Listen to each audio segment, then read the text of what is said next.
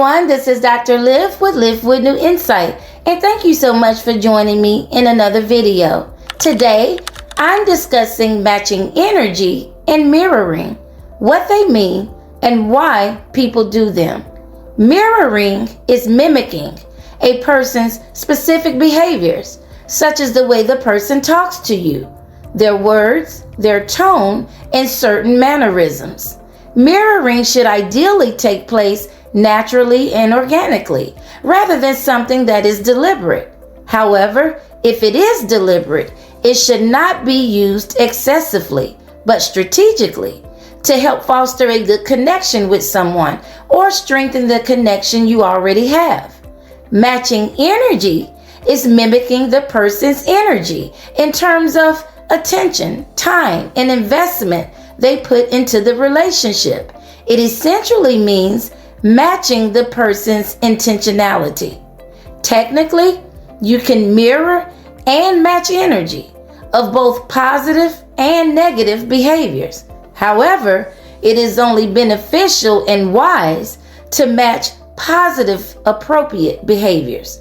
Be careful that you don't become toxic or lose yourself in the process, and don't play mind games. Always be honest about your intentions and your needs.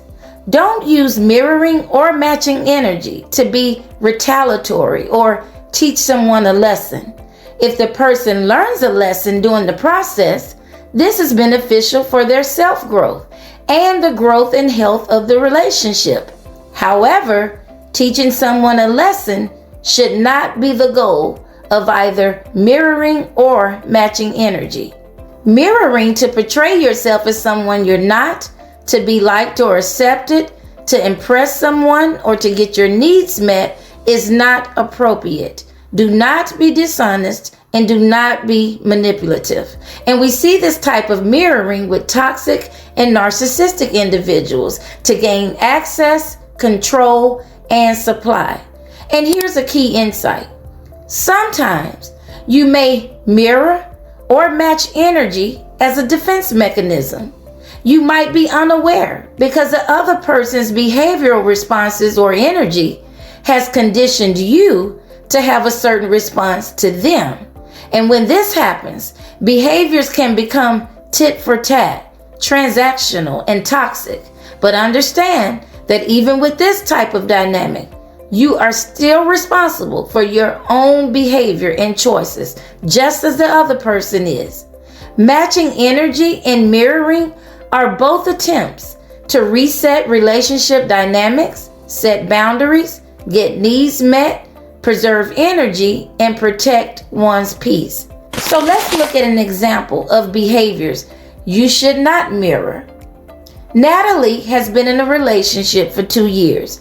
She has been stressed in the relationship from repeatedly talking to her boyfriend about the following. He doesn't make eye contact when they're talking. He doesn't say good morning. He's always distracted and in his phone. If he's late, he doesn't call. He doesn't text to check in or to check on her. And she states that overall, he's not present. He doesn't initiate plans and he hardly communicates with her. He's present physically, but not mentally and emotionally. These are behaviors you do not want to mirror or match energy of. Only choose behaviors that are positive for matching energy and mirroring, such as showing attention and affection, showing interest, making compromises, and being intentional. So instead of mirroring or matching energy of inappropriate negative behaviors, what do you do instead? You immediately stop any behaviors and habits of yours that have been counterproductive. For example, calling and texting all night, begging, pleading for someone to understand you. Instead, you assert your needs, you set a boundary, and a consequence or consequences that you will enforce if the boundary is not honored or respected. Try to compromise if there are reasonable compromises that can be made. But constantly over-explaining yourself and over-compromising are not productive. And it is imperative that you show self-respect, self-love, and protect your energy. And do not mirror unhealthy or toxic behaviors. Doing so only causes you to lose yourself and lose focus from other important people and priorities in your life. Now, sometimes it is necessary to take a step back and try a different approach. This isn't toxic. Doing so doesn't mean lowering your standards, but there are times when it might be necessary to revise your expectations through reasonable and fair compromise. However, if the person is consistently being inconsistent, their words and actions do not align, they're not showing interest or effort, they're not showing willingness to compromise, or if your values and goals are not the same, you must carefully rethink if this is a relationship you want to be in, if this is something you can live with, and if so, at what cost to your well-being. Thanks for watching, and I'll see you in another video.